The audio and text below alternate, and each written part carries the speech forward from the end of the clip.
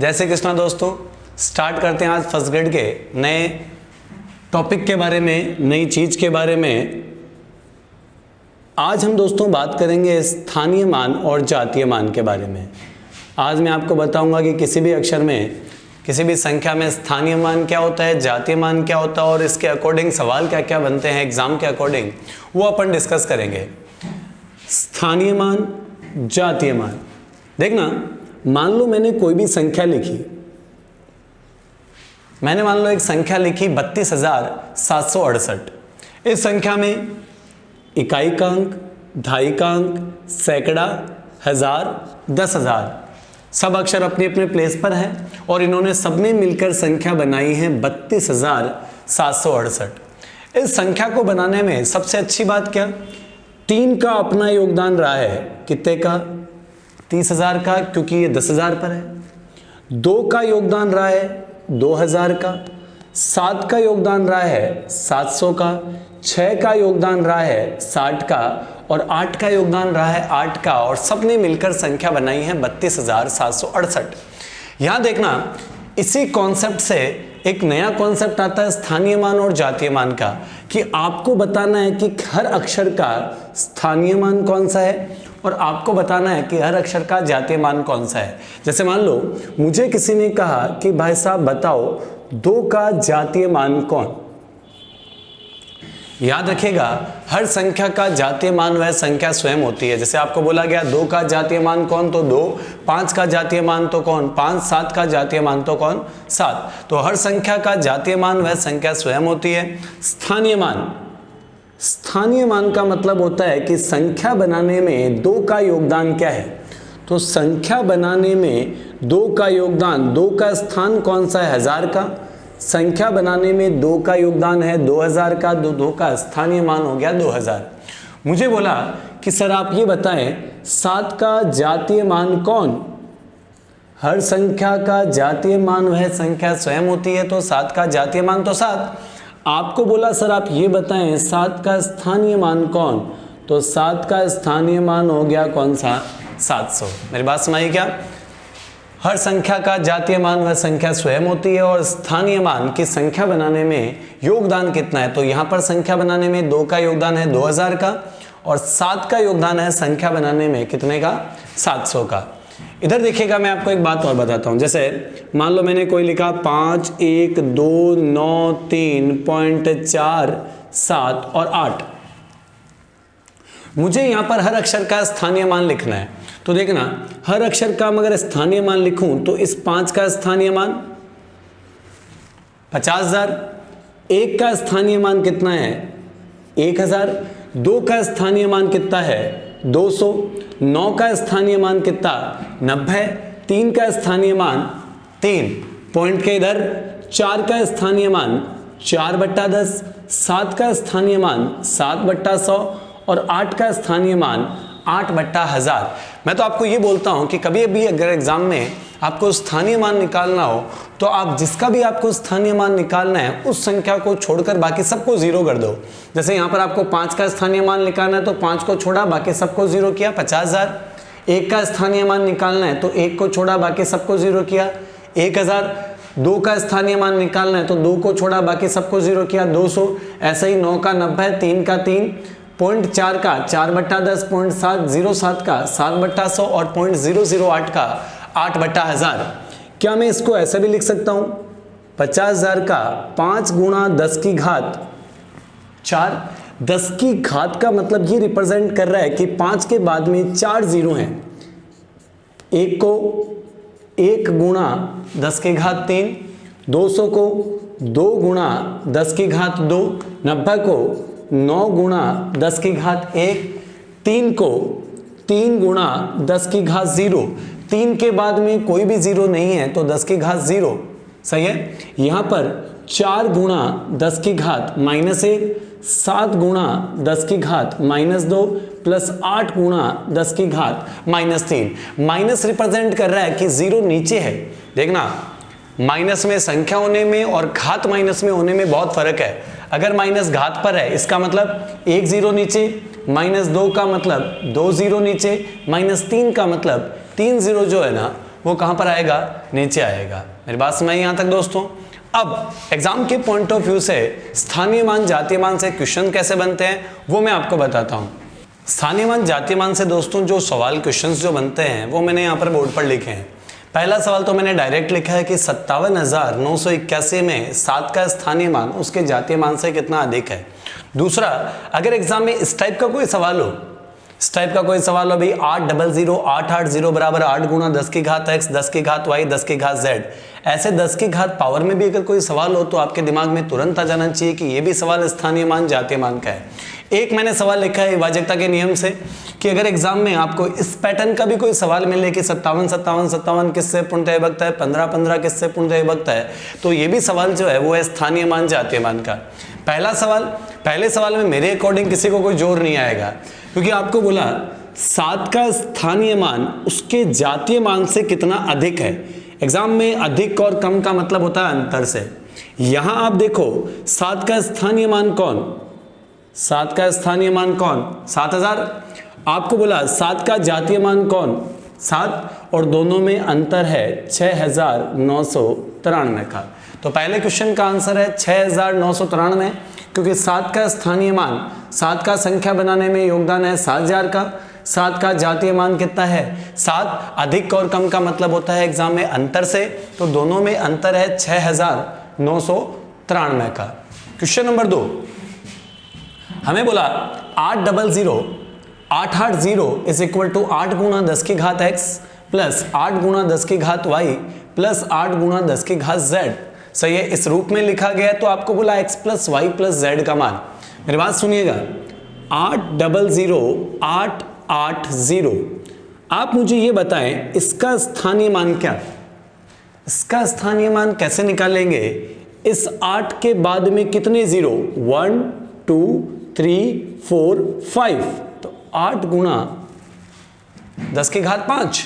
मुझे बोला इस 8 के बाद में कितने जीरो, क्योंकि जीरो का तो कोई स्थानीय मान होता नहीं है, क्योंकि भी संख्या जीरो से गुणा होकर तो जीरो हो जाएगी। तो इस 8 का स्थानीय मान 8 गुणा 10 की घात 1 2, और इस 8 का स्थानीय मान, इस 8 के बाद में एक जीरो है, तो 8 गुणा 10 की घात 1। मैंने हर अक्षर का स्थानीय मान लिखा है। इसका 8 गुणा 10 की घात 5, इस 8 का 8 गुणा 10 की घात 2, और इस 8 का 8 गुणा 10 की घात 1 इज इक्वल टू, यहां बोला गया है 8 गुणा 10 की घात x प्लस 8 गुणा 10 की घात y प्लस 8 गुणा 10 की घात z। अगर मैं दोनों में कंपैरिजन करूं तो आप यहां पर देखना, यहां x यहां 5, तो x का मान कितना आया 5। यहां कंपैरिजन करूं तो y का मान कितना आया 2। यहां कंपैरिजन करूं तो z का मान कितना आया 1। आपको बोला x plus Y plus z, 5 plus 2 plus 1 is equal to आया कितना 8। मेरी बात समझना। तो सेकंड क्वेश्चन जो है एग्जाम में स्थानीय मान से आपको कुछ इस प्रकार मिलेगा। अगर एग्जाम में 10 की पावर से भी कोई क्वेश्चन हो तो आपके दिमाग में तुरंत आना चाहिए कि ये भी सवाल जो है वो स्थानीय मान और जातीय मान का है। नंबर थर्ड क्वेश्चन जो है वो ये वाला है कि 57 किससे पूर्णतया विभक्त है। सवाल है भाजकता के नियम से। मगर एग्जाम में अगर इस टाइप का भी कोई सवाल हो, ऑप्शंस आपके सामने हैं, तो ये भी क्वेश्चन स्थानीय मान जातीय मान से है कि मुझे बोला गया 57 किससे पूर्णतया विभक्त है। आप मुझे ये बताओ रिपीट कौन हो रहा है। हमेशा आप ये देखें कि रिपीट कौन हो रहा है। मैंने कहा सर इसमें तो रिपीट 57 हो रहा है, 57। मेरी बात समझ गया। यहां देखना इस 57 का स्थानीय मान क्या है। इस 57 के बाद में 1 2 3 4 संख्याएं हैं, तो इसका हो गया ओके। मुझे बोला इस 57 का स्थानीय मान क्या, मैंने कहा 57 गुणा 100। मैंने कहा इस 57 का स्थानीय मान क्या, तो 57 गुणा 1। क्या मेरी बात सही है। सब में अगर मैं 57 को कॉमन लेता हूं तो यहां बचा 10,000 प्लस 100 प्लस 1, और ये हुआ, इन सबको जोड़ोगे तो 10,101। इस संख्या में भाग किसका जाएगा, एक तो भाग जाएगा 57 का और एक भाग जाएगा 10,001 का। तो अपना ऑप्शन नंबर 3 इस सवाल का आंसर है। तो ये भी क्वेश्चन सॉल्व होगा किससे? स्थानीय मान और जातीय मान से। सही है? तो तीनों क्वेश्चन आपको समझ में आए? चलो अब बात करते हैं नेक्स्ट। अगली बात जो दोस्तों अपन करते हैं, अगली बात मैं आपको जो बता रहा हूं वो है किसी भी संख्या को अगर एग्जाम में आ जाए कि आप मानक पद्धति में लिखें और या एग्जाम में आएगा कि आप इन संख्याओं को लिखें वैज्ञानिक पद्धति में। अगला जो कॉन्सेप्ट है मैं आपको बताऊंगा कि किसी भी आपको संख्याएं होती है उसको मानक पद्धति में कैसे लिखते हैं और कोई भी संख्याएं होती है उसे वैज्ञानिक पद्धति में कैसे लिखते हैं। दोस्तों देखना इसमें सबसे बड़ी दिक्कत क्या है। मान लो मैंने आपको कहा कि बताओ भाई साहब ये संख्या कौन सी, तो आपने मुझे तुरंत कह दिया सर ये तो 123 है।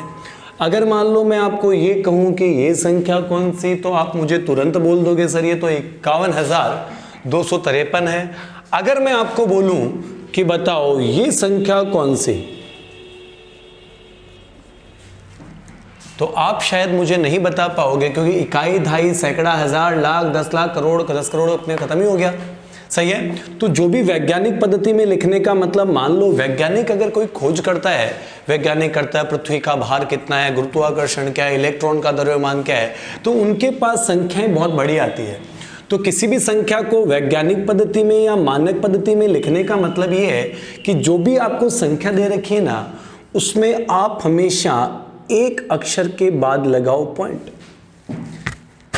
एक अक्षर के बाद में पॉइंट लगाने का मतलब आपके पास कोई भी संख्या है, वैज्ञानिक तो बेचारा बता ही नहीं पाएगा कि मैंने खोज क्या करी है। वो पूछेगा भाई वैज्ञानिक जी आपने खोज क्या करी है, बोला मैंने तो द्रव्यमान ये निकाला है 5120000000000, तो वो तो बेचारा किसी को बता ही नहीं पाएगा। तो वैज्ञानिकों को बताने का तरीका क्या? एक अक्षर के बाद पॉइंट।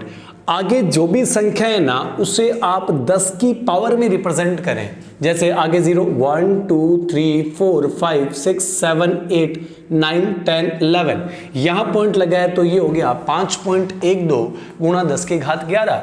मुझे बोला कि 812973000000 किसी वैज्ञानिक ने खोज करी, तो वैज्ञानिक क्या बोलेगा? 8.1289। एक अक्षर के बाद पॉइंट, याद रखिएगा एक अक्षर के 1, 2, 8, 9, 3 और बाकी सबको आपको 10 की पावर में रिप्रेजेंट करना है। तो 10 की पावर 1, 2, 3, 4, 5, 6, 7, 8, 9, 10, 11।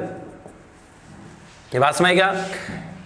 10 की घात में रिप्रेजेंट करने का मतलब है कि वैज्ञानिक 10 की पावर को देखकर बता देगा कि संख्याएं कितनी बड़ी है या कितनी छोटी है। संख्याएं वैज्ञानिक के पास छोटी भी आ सकती है। वैज्ञानिक ने खोज करी 0.00000007143।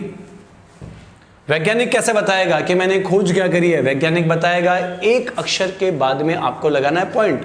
तो एक अक्षर कौन? 7.413 7.413 और 10 की पावर में 1, 2, 3, 4, 5, 6, 7, 8, 9 पॉइंट यहां लगा है तो इंटू 10 टू पावर -9। -9 रिप्रेजेंट कर रहा है कि संख्या बहुत छोटी है और प्लस रिप्रेजेंट कर रहा है कि संख्या जो है वो बहुत ज्यादा बड़ी है। जैसे मान लो किसी वैज्ञानिक ने खोज करी कि भाई साहब ये लो मैंने तो ये खोज करी है। अगर आप कभी साइंस में पढ़ते हैं तो आप हमेशा ध्यान रखना एक अक्षर के बाद में पॉइंट लगा रहता है। इलेक्ट्रॉन का द्रव्यमान तो 9.1 इंटू 10 टू पावर -31 या फिर मान लो अवोगाद्रो संख्या, तो उसमें सब में एक अक्षर के बाद पॉइंट।